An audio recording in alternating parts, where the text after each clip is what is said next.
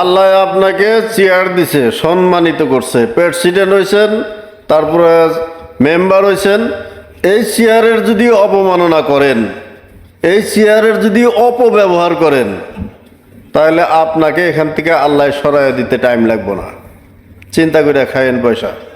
জিওটেকের নামে যে ব্যক্তিরা যে ধরনের পয়সা নিতেছেন, অথচ ওই ব্যক্তিটার নাম কোনোদিনও হবো না, ওই ব্যক্তিটা কখনো ঘর পাইব না, তার কাছ থেকেও আপনারা টাকা নিতেছেন।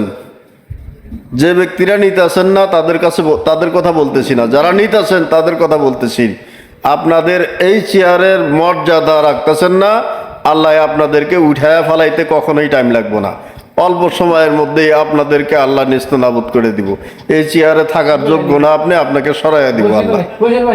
কথাটা যদি ভালো লাগে, যদি সত্যি কথা কইছি, তাহলে আপনাদের কাছে অনুরোধ, আপনারা ভিডিওটা শেয়ার করিয়া সবাইকে দেখার সুযোগ করে দিবেন, যাতে কেউ এইভাবে অবৈধভাবে টাকা দেয় না, আর যারা টাকা নিতেছে তারা যারা নেওয়ার সুযোগ পায় না। ধন্যবাদ। আসসালামু আলাইকুম।